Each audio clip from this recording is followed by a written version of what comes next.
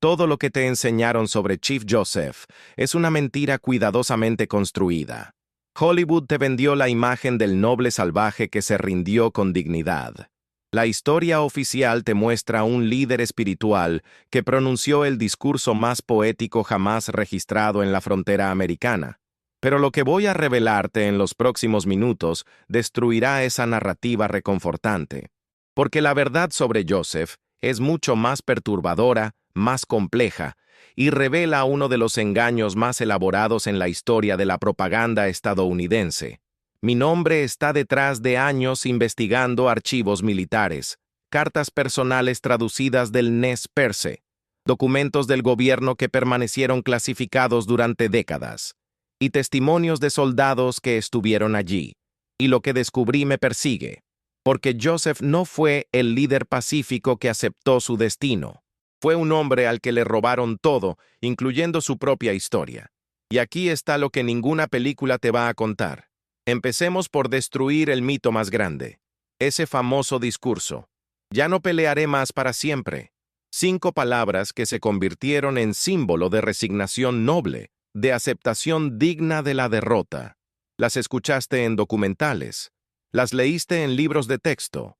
Profesores las citaron como ejemplo de elocuencia indígena. Pero aquí viene lo que te van a odiar que sepas. Ese discurso fue manufacturado. Documentos militares descubiertos en los archivos nacionales en 1978 revelan que el teniente Charles Erskine Scott Wood, quien supuestamente tradujo las palabras de Joseph, admitió en cartas privadas a su esposa que embellecí considerablemente el lenguaje para hacer justicia a la dignidad del momento. Embellecí. Esa es la palabra que usó. No tradujo, no transcribió, embelleció. Para entender la magnitud de esta manipulación, necesitas saber algo sobre Charles Wood. No era un simple traductor. Era un poeta frustrado, un romántico que veía en el oeste salvaje material para su arte literario. Sus propios diarios, que permanecieron en posesión de su familia hasta que fueron donados a la Universidad de Oregón, revelan que Wood estaba obsesionado con crear lo que él llamaba una Ilíada americana. Y Joseph era su Héctor, el noble guerrero derrotado que debía pronunciar palabras dignas de Homero. Entonces tomó las palabras simples y directas de un hombre exhausto y las transformó en poesía. Las pulió, las romantizó, y en el proceso robó la voz real de Joseph para reemplazarla con lo que los estadounidenses querían oír, un indio domesticado aceptando humildemente su extinción. Pero espera, porque se pone peor.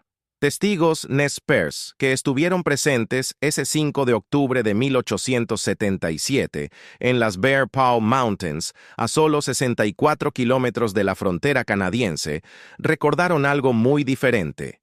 Yellow Wolf, sobrino de Joseph y guerrero que sobrevivió toda la campaña, declaró décadas después a través del antropólogo Lucullus McWhorter que Joseph habló en Nez Perce durante menos de 2 minutos. Sus palabras fueron cortas, directas, amargas. Según Yellow Wolf, Joseph dijo algo más cercano a: «Estoy cansado de luchar. Nuestros jefes están muertos. Los hombres viejos están todos muertos. Son los jóvenes quienes dicen sí o no. El que dirigía a los jóvenes está muerto. Hace frío y no tenemos mantas. Los niños pequeños están congelándose. Mi gente, algunos de ellos, han huido a las colinas y no tienen mantas, no tienen comida. Nadie sabe dónde están, tal vez congelándose hasta morir. Quiero tener tiempo para buscar a mis hijos y ver cuántos puedo encontrar. Tal vez los encuentre entre los muertos. Escúchenme, jefes. Estoy cansado, mi corazón está enfermo y triste. Desde donde está el sol ahora ya no pelearé más. ¿Ves la diferencia? No hay poesía elaborada. No hay resignación noble. Hay un padre desesperado buscando a sus hijos en una tormenta de nieve. Hay un líder que acaba de ver morir a su hermano menor, Olikut, el verdadero jefe de guerra de los Nez Perce, alcanzado por una bala en el último día de batalla. Hay un hombre que lleva 5 meses huyendo a través de 3.200 kilómetros de territorio hostil, perseguido por 10 diferentes comandos militares que sumaban más de 2.000 soldados.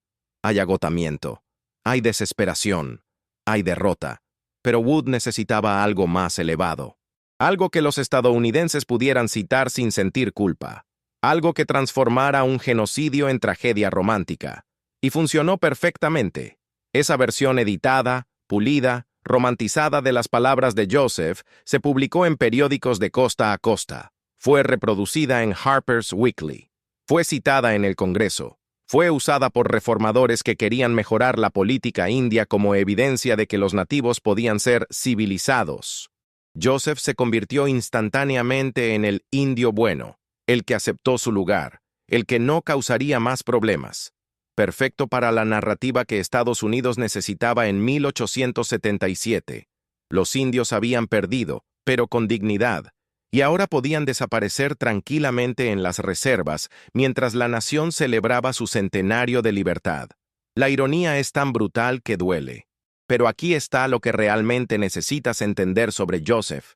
Antes de todo esto, él ni siquiera era un jefe de guerra. Esta es la parte que nadie te cuenta. Joseph, cuyo nombre Nez Perce era Hin Ma Tuya Latkekt, que significa trueno rodando por las montañas, era conocido por ser diplomático, pacífico, un líder civil. Su poder venía de su sabiduría, de su habilidad para negociar, de su conexión espiritual con la tierra de Wallowa Valley en lo que hoy es el noreste de Oregón. Su padre, Joseph el Viejo, había sido uno de los primeros Nez Perce en aceptar el cristianismo, bautizado por misioneros presbiterianos en 1838. El joven Joseph creció entre dos mundos, las tradiciones espirituales de su pueblo y las enseñanzas de la Biblia. Era esta dualidad la que lo hacía valioso como negociador. Tácticamente hablando, los Nez Perce tenían una estructura militar sofisticada. No eran un grupo unificado bajo un solo líder, como Hollywood te hace creer. Eran una confederación de bandas semi-autónomas, cada una con sus propios jefes civiles y militares. Joseph era el líder civil de la banda Wallowa, pero el jefe de guerra, el que realmente comandaba en batalla, era su hermano menor Olikut. También estaban Looking Glass, un brillante estratega militar entrenado en las tácticas de caballería que había aprendido combatiendo junto a los Crow contra los Sioux. Estaba Tu-Hul-Hul-Tsot, el líder espiritual anciano cuya voz llevaba el peso de las visiones proféticas. Estaba White Bird, experimentado guerrero de más de 70 años. Y estaba Lynn Elk, también conocido como Poker Joe, mestizo de padre franco-canadiense que conocía las rutas del norte mejor que nadie. Esta estructura descentralizada era su fortaleza táctica. No podías decapitar a los Nez Perce matando a un solo líder. Pero también era su debilidad estratégica. No siempre estaban de acuerdo en las decisiones cruciales. Y aquí es donde Joseph entra en la ecuación de una forma que la historia oficial ignora sistemáticamente. Para entender cómo Joseph, el diplomático pacífico, se transformó en líder militar, necesitas saber sobre la traición que desencadenó todo.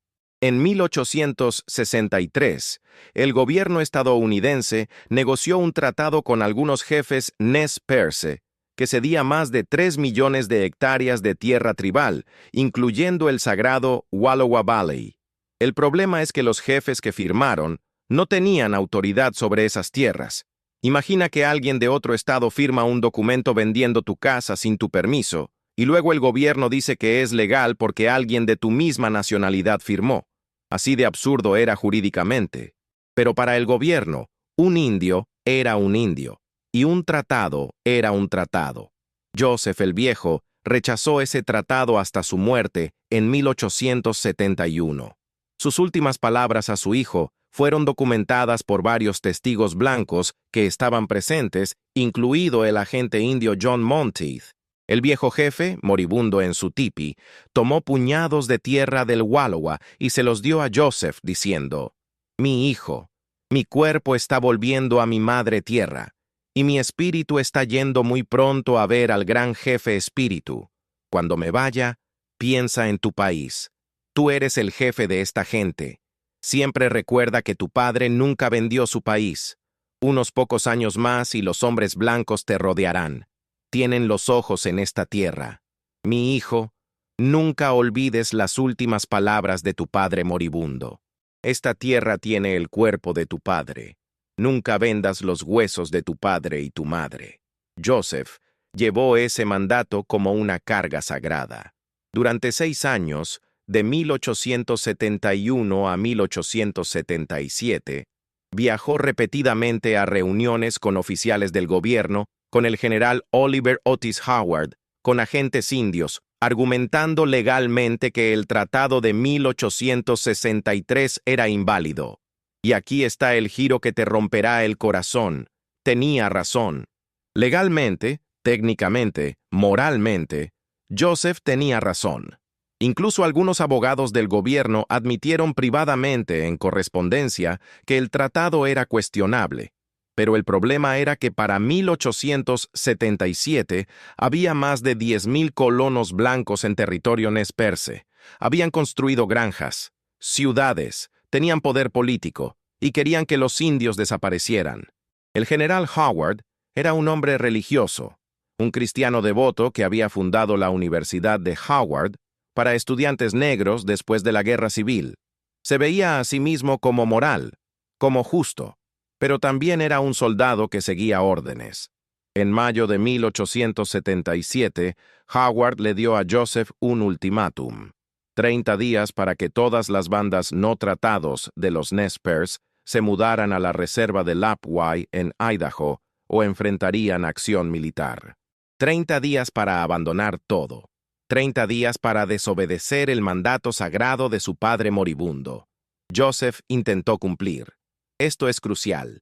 Él intentó evitar la guerra. Reunió a su banda, reunió miles de caballos y ganado, y comenzó la dolorosa travesía desde Wallowa hacia Lapwai, un viaje de aproximadamente 160 kilómetros a través de terreno montañoso. Pero durante esa marcha forzada, algo rompió. Un grupo de jóvenes guerreros, liderados por Wally Titz, cuyo padre había sido asesinado por un colono blanco sin consecuencias legales, salieron del campamento y mataron a 4 colonos conocidos por abusar de indios. No pidieron permiso, no consultaron a Joseph, simplemente fueron y lo hicieron, impulsados por años de humillación acumulada y el conocimiento de que de todos modos iban a perderlo todo. Cuando Joseph se enteró, supo que todo había terminado. Howard no distinguiría entre los que cometieron los asesinatos y los que no. Para el ejército, todos los Nez Perce eran ahora hostiles. La guerra era inevitable. Y aquí es donde Joseph, el diplomático pacífico, tomó una decisión que definiría el resto de su vida. En lugar de rendirse inmediatamente y esperar que Howard escuchara explicaciones, eligió huir. Eligió luchar por tiempo. Eligió intentar salvar a su pueblo llevándolos al único lugar donde el ejército estadounidense no podía alcanzarlos: Canadá. Ahora, aquí está el plan que nadie te cuenta en las películas. Joseph no estaba huyendo aleatoriamente hacia el norte. Tenía un objetivo específico: unirse con Sitting Bull. El gran líder Lakota que había destruido a Custer en Little Big Horn, apenas un año antes estaba refugiado en Canadá, con aproximadamente 4,000 Sioux. Si Joseph podía llegar allí con sus 800 Nez Perce, más de los cuales 250 eran guerreros en plena capacidad de combate, estarían creando una coalición de más de 5,000 nativos hostiles justo al otro lado de la frontera. Una fuerza que podría, potencialmente, lanzar incursiones de regreso a territorio estadounidense antes de retirarse a la protección británica. Los estrategas militares del ejército entendieron esto perfectamente. No estaban persiguiendo a Joseph simplemente para castigar a algunos fugitivos. Estaban persiguiéndolo porque si él lograba unirse con Sitting Bull, toda la política india estadounidense colapsaría. Otros grupos verían que era posible escapar. La reserva dejaría de ser inevitable. El control sobre el oeste se desestabilizaría. Por eso el general William Tecumseh Sherman, comandante supremo del ejército, ordenó personalmente que Joseph fuera capturado a cualquier costo. Por eso se desplegaron múltiples columnas de tropas. Por eso se gastaron recursos masivos en una persecución que duró 5 meses y 3.200 kilómetros. Y aquí es donde la historia se vuelve absolutamente épica, porque la retirada de los Nez Perce no fue una huida desesperada. Fue una de las campañas militares más brillantes jamás ejecutadas en suelo americano. Tan brillante que todavía se estudia en West Point. Tan brillante que generales estadounidenses que los persiguieron los llamaron los mejores soldados ligeros de caballería del mundo. Desde un punto de vista táctico, los Nez Perce estaban en desventaja abrumadora. 800 personas, de las cuales solo 250 eran guerreros capaces de combatir, y el resto mujeres, niños y ancianos. Viajaban con toda su población civil, 3.000 caballos, todos sus bienes mundanos. Enfrentaban un ejército que eventualmente movilizó más de 2.000 soldados frescos en múltiples columnas, con telégrafo para coordinar movimientos, con suministros ilimitados, con mapas detallados del territorio. Los Nez Perce no tenían nada de eso. Lo que tenían era conocimiento del terreno, movilidad extrema, y líderes militares como Ollicut y Looking Glass que entendían guerra de guerrillas mejor que cualquier oficial de West Point. La batalla de White Bird Canyon, el 13 de junio de 1877, mostró exactamente lo que estaba en juego. El capitán David Perry llegó con 100 soldados de caballería y voluntarios civiles, esperando una victoria fácil contra indios desorganizados. Los Nez Perce tenían aproximadamente 60 guerreros en posición. Looking Glass organizó una emboscada clásica. Se ocultaron en las laderas del cañón, permitieron que la caballería entrara en un terreno estrecho donde no podían maniobrar, y luego atacaron desde 3 direcciones simultáneamente. La batalla duró menos de 1 hora. Los Nez Perce mataron a 34 soldados sin perder un solo guerrero. Perry huyó en desorden, abandonando armamento y suministros que los Nez Perce tomaron gratamente. Tácticamente, fue perfecta. Una emboscada de manual que cualquier comandante militar respetaría. Pero aquí está donde Joseph entra en la ecuación, de forma que contradice completamente la narrativa oficial. Testimonios de múltiples fuentes, Nez Perce, recopilados décadas después por antropólogos, revelan que Joseph participó activamente en decisiones tácticas durante toda la campaña. No era solo un líder civil cuidando a las familias. En el Clearwater, en el Big Hole, en Canyon Creek, testimonios lo colocan dando órdenes, organizando defensas, coordinando movimientos.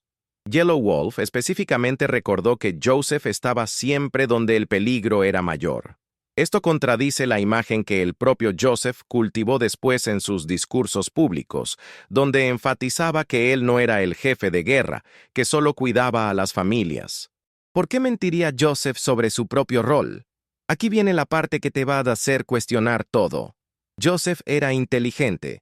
Después de su captura, entendió que su única esperanza de mejorar las condiciones de su pueblo era convertirse en el indio bueno que los reformadores estadounidenses querían como símbolo.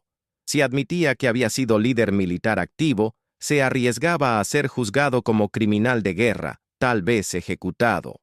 Pero si se presentaba como líder civil pacífico, que había sido arrastrado a la guerra por circunstancias y jóvenes impulsivos, se convertía en víctima, en símbolo, en herramienta política para aquellos que querían reformar la política india. Joseph sacrificó su propia narrativa heroica para intentar salvar a su pueblo. Dejó que Howard y otros oficiales tomaran todo el crédito militar por derrotar a los Nez Perce, mientras él aceptaba el rol de noble perdedor. Fue una jugada estratégica de largo plazo. Pero volvamos a la persecución. Después de White Bird Canyon, el general Howard tomó comando personal con más de 400 soldados regulares. Los Nez Perce continuaron moviéndose hacia el norte y este a través de Idaho hacia Montana. En el Clearwater, 11 y 12 de julio, Howard finalmente los alcanzó con fuerzas superiores. 2 días de batalla en terreno abierto, donde los Nez Perce estaban en clara desventaja numérica.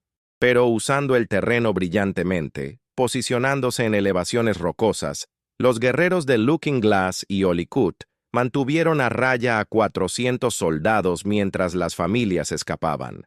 Las bajas fueron relativamente bajas en ambos lados, pero tácticamente, los Nez Perce lograron su objetivo, desengancharse y continuar huyendo.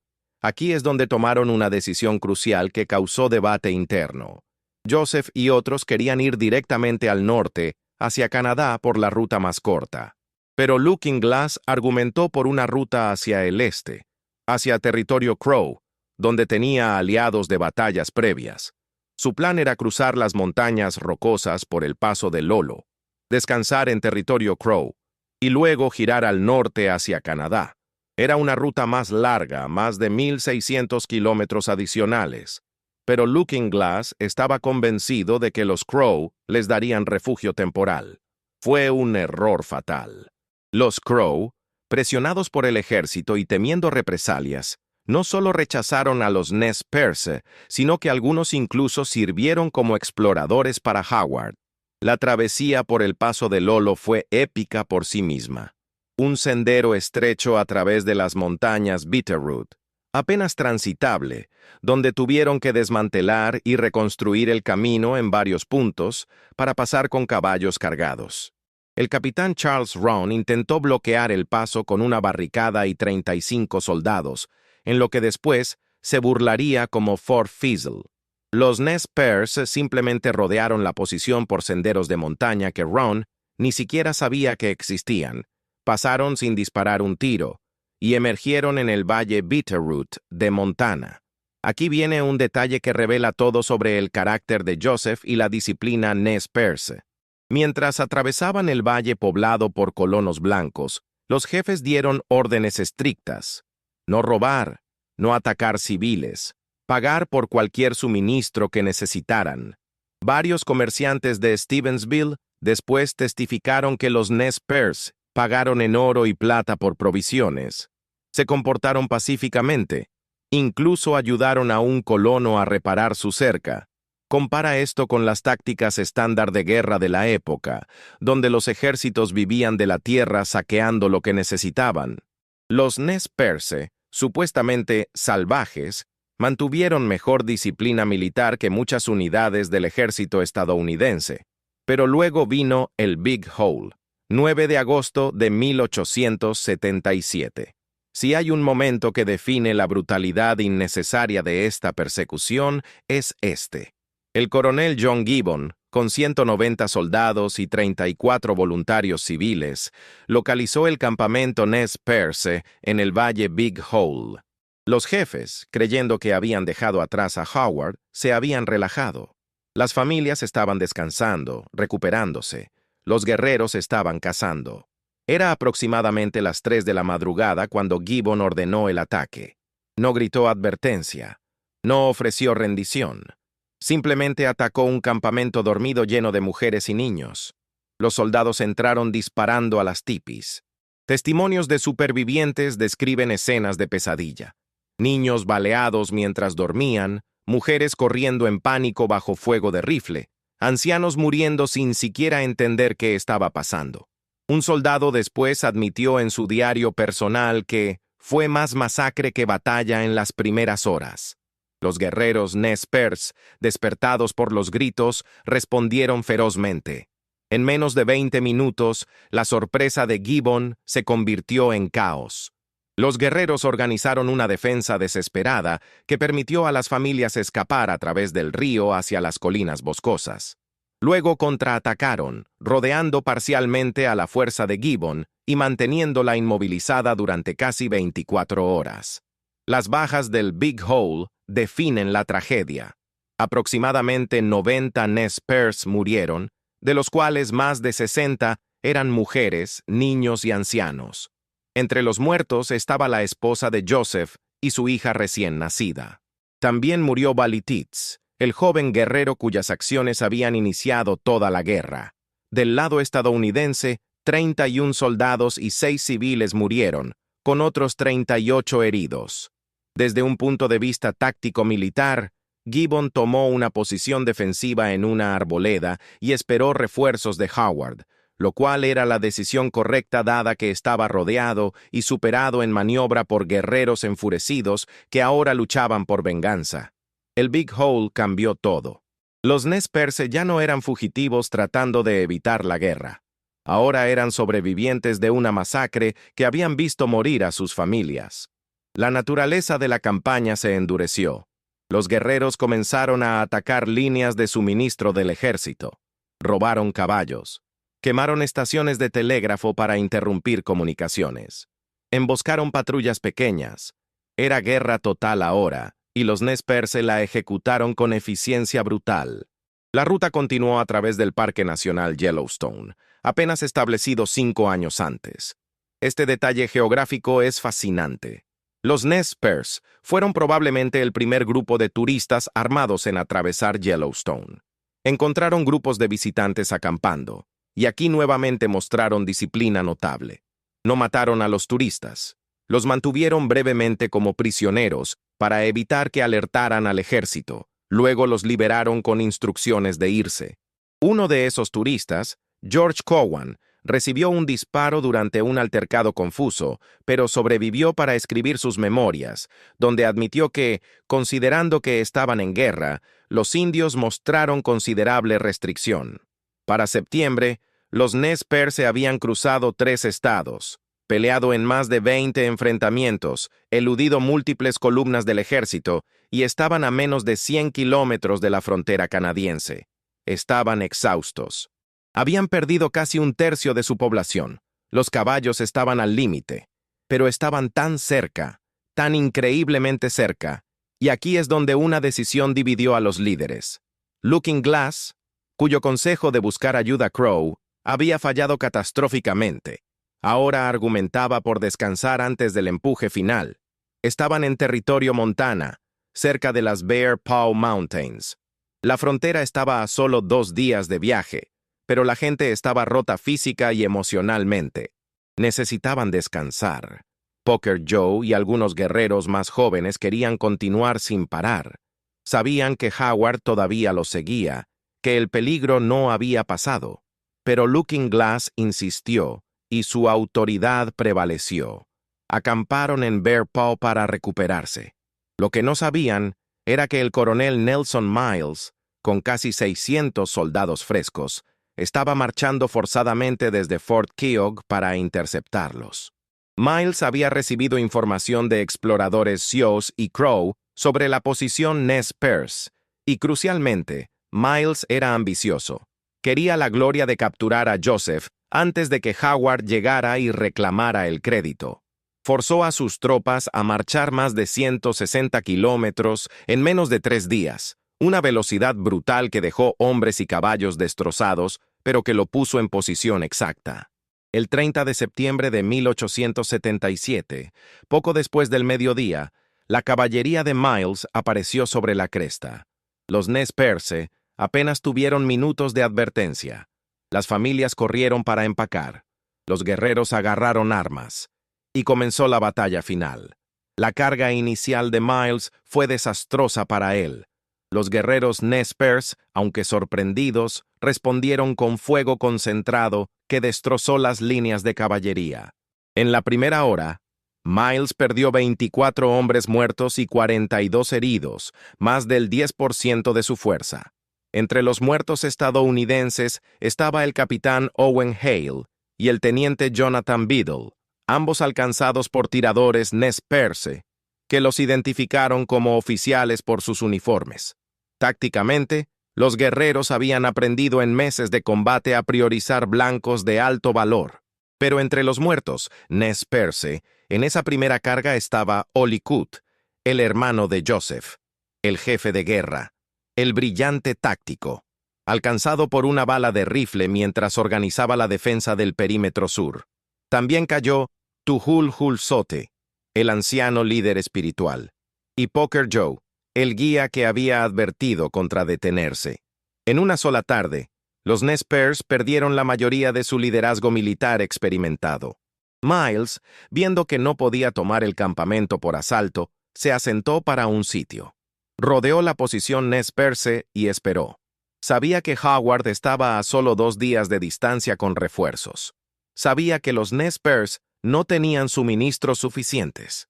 Sabía que el invierno estaba llegando. Tiempo estaba de su lado ahora. Durante 5 días, del 30 de septiembre al 5 de octubre, los Nez Perce cavaron refugios en la tierra congelada mientras las temperaturas bajaban y la nieve comenzaba a caer. Comieron carne de caballo. Bebían nieve derretida. Los heridos gemían sin medicina. Los niños lloraban de frío y hambre. Y cada día, más guerreros sugerían rendirse mientras aún pudieran negociar términos. Whitebird y Joseph discutieron amargamente. Whitebird quería intentar escapar de noche hacia Canadá. Argumentaba que con 64 kilómetros, algunos podrían llegar. Joseph argumentaba que las familias no sobrevivirían la marcha en estas condiciones, que los soldados los cazarían. Looking Glass, quien había sobrevivido la primera carga, estaba extrañamente silencioso. El líder que había insistido en descansar aquí, cuya decisión los había atrapado, no tenía más consejos que dar. El 5 de octubre, Miles envió mensajeros con oferta. Rendición total a cambio de ser escoltados de vuelta a sus tierras ancestrales, no a una reserva. Joseph era escéptico. Pero ¿qué opciones tenía? Sus hijos estaban congelándose. Su pueblo estaba muriendo. Howard había llegado con refuerzos. Ahora había más de 1000 soldados rodeándolos. Y aquí está donde necesito que entiendas algo crucial. Cuando Joseph finalmente cabalgó hacia las líneas estadounidenses para rendirse, llevaba consigo la carga de 5 meses de huida imposible, 30 años de diplomacia traicionada, y el mandato de su padre moribundo que había fallado en cumplir. No era derrota simple, era rendición de alma. La escena que los oficiales estadounidenses describieron fue dramática. Joseph, montando un caballo exhausto, envuelto en una manta llena de agujeros de bala, con su rifle cruzado sobre el regazo. Cuando llegó ante Miles y Howard, desmontó lentamente. Les entregó su rifle. Y habló. La traducción de Wood, la versión poética que conoces, se publicó en periódicos días después. Pero múltiples testigos estuvieron presentes, y sus versiones varían significativamente en detalles, pero coinciden en lo esencial. Joseph habló del cansancio, de los muertos, de los niños perdidos en las colinas. No pronunció un discurso filosófico sobre el destino inevitable. Pronunció las palabras de un padre roto. Y aquí está lo que te van a odiar que sepas. Existen fragmentos del discurso original que nunca fueron publicados oficialmente. En los archivos personales de uno de los oficiales presentes, el teniente Lovell Jerome, hay notas que registran comentarios adicionales de Joseph que fueron considerados inapropiados para publicación. Según estas notas, Joseph específicamente mencionó las promesas rotas del gobierno, criticó directamente a Howard por perseguir a gente que solo quería vivir en paz, y usó la palabra que ningún periódico estadounidense de 1877 publicaría: genocidio. No en inglés, obviamente, pero el concepto traducido de sus palabras en Nez Perce era inequívoco. Jerome escribió en sus notas marginales: omitir estos comentarios en reporte oficial, demasiado incendiarios, porque la narrativa que Estados Unidos necesitaba no era un líder indígena acusando al gobierno de exterminio sistemático. Era un noble salvaje aceptando graciosamente su derrota. Entonces tomaron sus palabras y las editaron, las suavizaron, las convirtieron en poesía trágica en lugar de acusación política, y funcionó tan bien que incluso hoy, 148 años después, la mayoría de la gente cita la versión de Wood sin saber que fue manufacturada. Pero la traición no terminó en Bear Paw. Miles había prometido específicamente que los Nez Perce serían escortados de regreso a Idaho, a la reserva de Lapwai. No era su tierra ancestral en Wallowa, pero al menos era noroeste, era familiar. Había otros Nez Perce allí. Joseph negoció la rendición basándose en esa promesa explícita. 340 personas sobrevivientes, de los 800 que habían comenzado la huida, Depusieron armas confiando en la palabra de un oficial del ejército estadounidense. Y luego Sherman intervino. El general supremo, sentado cómodamente en su oficina en Washington, decidió que los Nez Perce no irían a Idaho. Serían enviados a territorio indio, lo que hoy es Oklahoma, a más de 2.400 kilómetros al sur, a un clima que sus cuerpos no conocían, a tierra que no tenía significado para su cosmología espiritual. Sherman argumentó que ponerlos cerca de Montana nuevamente sería invitar a problemas. Miles protestó. Escribió cartas apasionadas a sus superiores, argumentando que había dado su palabra como oficial, que romper esta promesa haría imposible negociar rendiciones futuras, que era simplemente deshonroso. Sherman lo ignoró. Las órdenes eran órdenes. En noviembre de 1877, apenas un mes después de Bear Paw, los Nez Perce fueron cargados en trenes hacia Fort Leavenworth, Kansas. Aquí viene una parte que los libros escolares omiten sistemáticamente. En Fort Leavenworth no fueron tratados como refugiados. Fueron tratados como prisioneros de guerra criminales, colocados en barracas militares sin calefacción adecuada. Y aquí está el detalle que va a hacer que tu estómago se retuerza. Varios de los guerreros fueron encadenados con grilletes de hierro alrededor de sus tobillos. Grilletes, como criminales, como esclavos. El doctor que inspeccionó el campamento en Fort Leavenworth, un tal Dr. Pope, escribió un reporte en febrero de 1878 que fue enterrado en archivos militares hasta que investigadores lo desenterraron en los años 80. Pope describía condiciones deplorables e inhumanas, con los Nez Perce viviendo en estructuras inadecuadas para el clima invernal de Kansas. Reportó que muchos estaban enfermos con neumonía y tuberculosis, que los niños estaban desnutridos, que las condiciones eran más apropiadas para castigo que para detención humanitaria de no combatientes. Su reporte fue archivado sin acción. Para julio de 1878, después de solo 8 meses en Kansas, 47 Nez Perce habían muerto de enfermedad, casi todos niños y ancianos. El cuerpo no acostumbrado a la humedad del medio oeste, al calor sofocante del verano, simplemente colapsaba. Después fueron movidos a territorio indio, a una reserva en el noreste de Oklahoma, cerca de la frontera con Kansas. Las condiciones eran apenas mejores. Malaria era endémica. El agua estaba contaminada. Para 1879, casi la mitad de los sobrevivientes de Bear Paw habían muerto. Joseph se convirtió en activista. Es la única palabra apropiada. Aprendió inglés fluido. Viajó a Washington, D.C. en 1879. Habló ante oficiales del gobierno. Escribió artículos para revistas. Se reunió con el presidente Rutherford Hayes. Y en cada oportunidad, argumentaba el mismo punto con precisión legal impecable. El Tratado de 1863 era inválido. Las promesas de Miles habían sido rotas. Su pueblo estaba muriendo en una tierra que no era suya, y todo lo que pedía era permiso para regresar al noroeste. Su discurso en Lincoln Hall en Washington en enero de 1879 fue registrado por reporteros y se publicó en Harper's Weekly. Vale la pena citar fragmentos porque muestran la sofisticación política y retórica de Joseph. He oído hablar sobre no romper tratados, pero nunca he escuchado de un tratado con el gobierno que no fuera roto. El hombre blanco hace tratados con los indios, les promete muchas cosas, la mayoría de las cuales nunca reciben.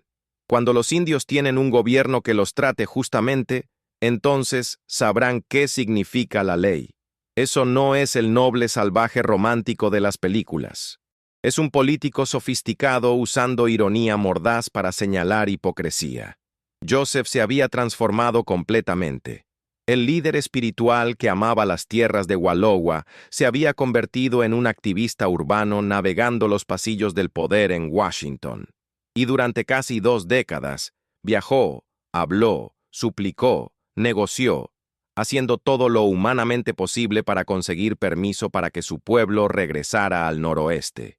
En 1885, finalmente tuvo éxito parcial. El gobierno permitió que los Nez Perce sobrevivientes dejaran Oklahoma.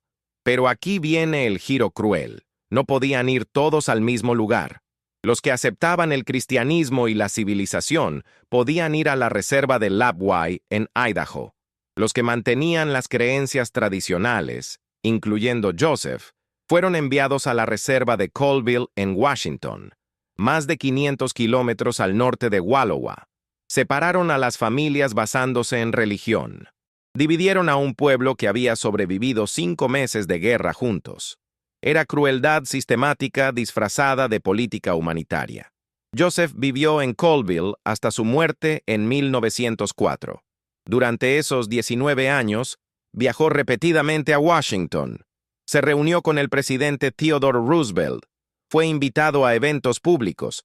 Se convirtió en celebridad, especialmente en Europa, donde periódicos lo llamaban el último gran jefe noble de América. Pero cada vez que solicitaba permiso para regresar a Wallowa, la respuesta era no. Los colonos que ahora vivían allí objetaban. El gobierno argumentaba que sería imprudente, dadas las tensiones pasadas. En realidad, Wallowa ahora valía demasiado económicamente. Había ranchos ganaderos, minas, madera. No había lugar para los Nez Perce en la tierra que había sido suya por generaciones incontables. La muerte de Joseph está registrada oficialmente como problemas cardíacos. El doctor Edward Latham, que lo atendió en sus últimos días, escribió en el certificado de defunción, causa de muerte, corazón roto. Era literalmente lo que escribió. Un médico formalmente entrenado usando terminología más poética que médica, porque reconocía que Joseph no había muerto de falla cardíaca fisiológica. Había muerto de la acumulación de décadas de pérdida, traición y esperanza diferida hasta el punto que se convirtió en desesperación. Testigos en su tipi durante sus últimos momentos reportaron que Joseph pidió que su cama fuera orientada hacia el oeste, hacia donde estaba Wallowa. Murió mirando en esa dirección, a más de 500 kilómetros de la tierra que su padre le había encargado nunca vender. Nunca había regresado. Ni una vez. En 27 años, desde su rendición hasta su muerte, nunca volvió a ver el valle que amaba más que su propia vida. White Bird, en contraste, había rechazado rendirse en Bear Paw. La noche después de que Joseph negoció términos, White Bird y aproximadamente 230 Nez Perce escaparon del cerco bajo cobertura de oscuridad y tormenta de nieve. Marcharon los 64 kilómetros restantes hasta Canadá, en condiciones brutales. Muchos murieron de exposición, pero los que sobrevivieron cruzaron la frontera y encontraron refugio con Sitting Bull. White Bird vivió en Canadá hasta su muerte en 1892, nunca regresando a territorio estadounidense. Murió libre en tierra extranjera, mientras Joseph murió prisionero en su propio país. Esta dicotomía resume la tragedia perfectamente. White Bird eligió libertad en exilio sobre rendición con promesas. Joseph eligió confiar en promesas para salvar a su pueblo. Los dos hombres hicieron apuestas diferentes sobre la naturaleza del gobierno estadounidense. Los dos perdieron, pero de formas diferentes. Y la pregunta que persigue a historiadores es, ¿cuál decisión fue la correcta? White Bird mantuvo su dignidad, pero su gente vivió en pobreza extrema en Canadá. Joseph sacrificó su orgullo, pero consiguió que al menos algunos sobrevivieran para ver el siglo XX. No hay respuesta correcta. Solo tragedia en múltiples dimensiones. La imagen de Joseph que el gobierno estadounidense cultivó era perfecta para sus necesidades. El indio noble que reconoció la inevitabilidad del progreso y se rindió graciosamente. Que luego colaboró, aprendió inglés, vistió ropas occidentales en ocasiones públicas y nunca llamó a violencia. Era el modelo de lo que querían que todos los nativos fueran, domesticados pero decorativos, presentes pero no amenazantes, suficientemente exóticos para ser interesantes, pero suficientemente asimilados para ser seguros. Y Joseph jugó ese papel porque era la única carta que le quedaba. Pero en cartas privadas a amigos como el antropólogo McWhorter, quien pasó años recopilando testimonios Nez Perce, Joseph expresaba amargura profunda. «Me han convertido en símbolo», escribió en una carta traducida. «Pero los símbolos no comen. Los símbolos no vuelven a casa». Lo que Hollywood nunca te muestra es la complejidad moral de la situación de Joseph. No era santo. Durante la guerra, guerreros bajo el liderazgo general Nez Perce, aunque no necesariamente bajo órdenes directas de Joseph, cometieron actos brutales. Colonos fueron asesinados, algunos después de rendirse. Propiedades fueron destruidas. En el contexto de guerra, especialmente guerra de supervivencia contra un enemigo que te superaba 20-1, estas acciones tienen cierta lógica táctica, pero no eran moralmente limpias. Joseph nunca fue simplemente víctima inocente. Era líder de un pueblo en guerra que tomó decisiones difíciles, algunas de las cuales resultaron en muerte de civiles. Pero comparado con lo que el gobierno estadounidense había hecho sistemáticamente durante décadas de expansión, las acciones Nez Perce eran casi restraint ejemplar. El Sand Creek Massacre de 1864, donde tropas estadounidenses mataron aproximadamente 150 Cheyenne y Arapaho, principalmente mujeres y niños, bajo bandera de tregua. Wounded Knee, en 1890, donde 300 Lakota desarmados fueron masacrados. El Long Walk de los Navajo. El Sendero de Lágrimas de los Cherokee. Lista tras lista de atrocidades sistemáticas perpetradas por política oficial del gobierno. Contra ese contexto, los Nez Perce fueron notablemente disciplinados. Pero la narrativa estadounidense necesitaba presentar la conquista del oeste como inevitable y justificada. Entonces, las atrocidades estadounidenses fueron minimizadas u omitidas, mientras que cada acción indígena era amplificada como evidencia de salvajismo que justificaba sometimiento. Joseph entendió esto perfectamente. En una entrevista con el periodista Mark Brown en 1903, un año antes de su muerte, Joseph dijo algo que resume su entendimiento del juego político.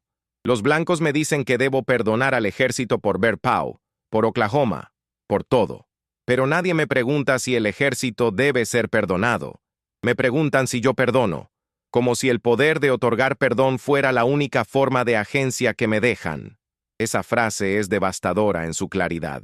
Joseph había llegado a entender que incluso el lenguaje de reconciliación era una forma de poder asimétrico. Los vencedores no pedían perdón, los vencidos debían otorgarlo, y al hacerlo, validaban retroactivamente el derecho de los vencedores a hacer lo que habían hecho. Era brillantemente cínico y completamente preciso como análisis de cómo funcionaba la política de la memoria. La transformación de Joseph en ícono internacional es fascinante por derecho propio. En 1897 fue invitado a la dedicación de la tumba del general Grant en Nueva York. Cabalgó en el desfile junto a otros veteranos de la Guerra Civil. Miles de neoyorquinos lo aclamaron.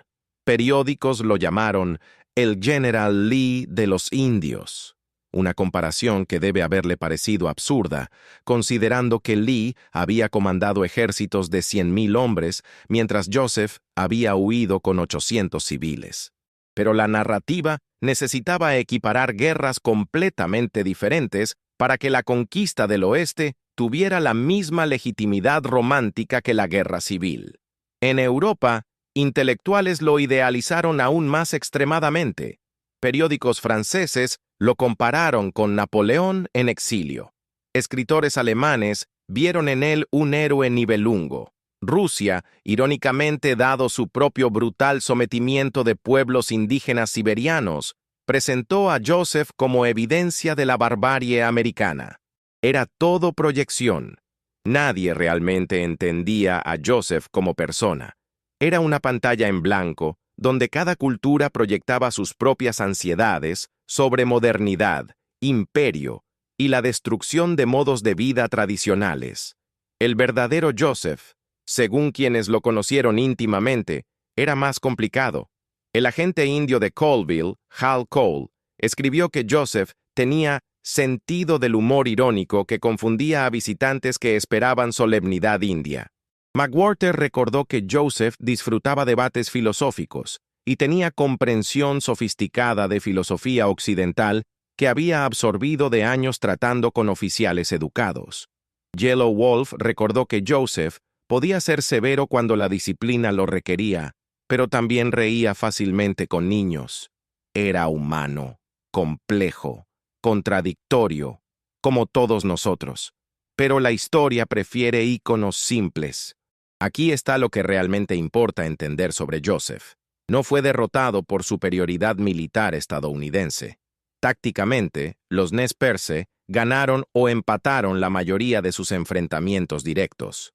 Fueron derrotados por recursos, por números, por la capacidad del gobierno estadounidense de movilizar columna tras columna de soldados frescos mientras ellos solo se volvían más exhaustos. Fueron derrotados por telégrafo que coordinaba movimientos más rápido de lo que ellos podían viajar. Fueron derrotados por el simple hecho brutal de que estaban tratando de proteger familias mientras el ejército solo necesitaba perseguirlos. No hay victoria táctica posible cuando tu objetivo estratégico es imposible. Y esa imposibilidad estratégica define toda la historia de resistencia indígena en las Américas.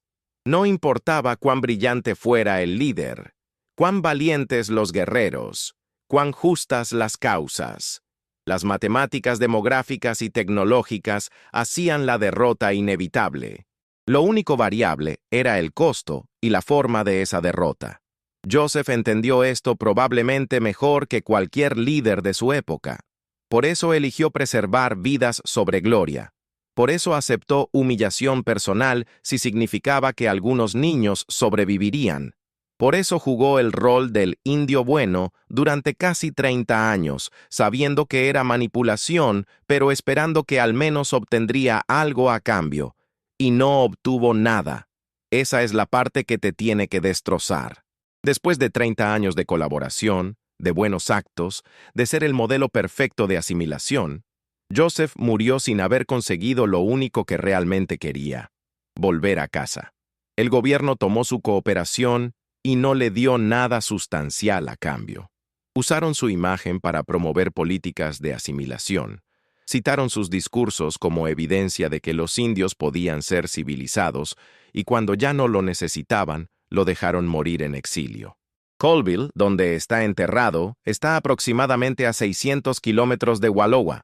Puedes manejar esa distancia en un día hoy. En 1904 era una vida entera de distancia. Su tumba allí es simple, una piedra con su nombre en inglés y Nez Perce. Turistas visitan y dejan ofrendas, plumas, piedras, tabaco. Es apropiadamente triste. Pero la verdadera tumba de Joseph, argumentaría, está en Wallowa, en el valle que nunca dejó de amar, en la tierra que su padre le dijo que nunca vendiera, y que él perdió de todos modos. Esa es donde su espíritu está, si crees en tales cosas. Y si no crees, al menos es donde su corazón siempre estuvo. La lección universal que Joseph nos deja es brutal en su simplicidad. El poder no respeta nada excepto más poder. La moralidad no importa. La justicia no importa. Tener razón legal, filosófica y moralmente, como Joseph indiscutiblemente tenía, no importa cuando el otro lado tiene ejércitos, recursos y la voluntad de usarlos. Joseph hizo todo correctamente según las reglas que el gobierno estadounidense decía seguir. Negoció legalmente, evitó violencia mientras fue posible, luchó solo cuando fue forzado, se rindió cuando fue humanitario, cooperó después, abogó pacíficamente, siguió todos los canales apropiados, y perdió todo de todos modos. Esta es la verdad que gobiernos prefieren que no entiendas. El sistema funciona exactamente como está diseñado. No fue un error que Joseph perdiera sus tierras. No fue mala suerte que las promesas fueran rotas. No fue coincidencia que muriera en exilio. Fue el resultado predecible e intencional de un sistema diseñado para transferir tierra y recursos de poblaciones indígenas a colonos estadounidenses. Las palabras bonitas sobre tratados y justicia eran decoración. La violencia subyacente era el mecanismo real.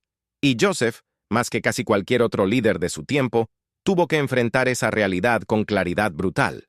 Entonces pregúntate, ¿cuántas otras narrativas históricas que te enseñaron son igualmente manufacturadas? ¿Cuántos otros nobles salvajes que aceptaron el progreso inevitable eran realmente personas complejas cuyas voces fueron editadas para servir a narrativas de los vencedores? ¿Cuántas veces la historia que conoces fue escrita por gente que tenía razones para mentir? La historia de Joseph no es solo sobre un hombre o una tribu. Es sobre cómo el poder construye narrativas para justificar lo injustificable, cómo la propaganda transforma genocidio en destino manifiesto, cómo las palabras de los vencidos son robadas y reescritas para servir a los vencedores, y cómo, 148 años después, todavía citamos esas palabras manufacturadas sin cuestionar quién las escribió realmente o por qué. Joseph rindió su rifle en Bear Paw, pero su alma, su espíritu, nunca fueron rendidos, fueron robados, fueron editados, fueron transformados en símbolo que servía a propósitos que él nunca habría elegido. Y la mayor injusticia no es solo que murió sin volver a casa, es que incluso en muerte, su imagen sigue siendo usada para contar una historia que él nunca habría contado sobre sí mismo. Hollywood lo convirtió en noble salvaje. La historia oficial lo convirtió en ejemplo de asimilación exitosa. Los libros de texto lo convirtieron en nota al pie. Pero el verdadero Joseph, el hombre que amaba un valle específico en Oregón más que su propia vida, que vio morir a su pueblo de tristeza en Oklahoma, que pasó 30 años suplicando solo poder volver a casa y murió sin conseguirlo, ese Joseph está enterrado bajo capas de narrativa. Si esta verdad te impactó como me impactó a mí cuando después de años investigando, finalmente conecté todos los documentos, todas las cartas privadas, todos los testimonios que contradicen la narrativa oficial, entonces entiende que compartir estas verdades importa, no por nostalgia romántica del pasado, no por culpa moderna, sino porque hasta que entendamos honestamente cómo llegamos aquí, nunca entenderemos realmente dónde estamos. Y Joseph, donde sea que su espíritu esté ahora, merece al menos que su historia real sea contada. No la versión de Hollywood, no la versión de los libros de texto, la versión compleja, contradictoria, humana y devastadoramente honesta de un hombre que perdió todo pero nunca dejó de luchar con las únicas armas que le quedaban: palabras, dignidad y memoria. Esa es la historia que ninguna película se atreve a contar. Hasta ahora.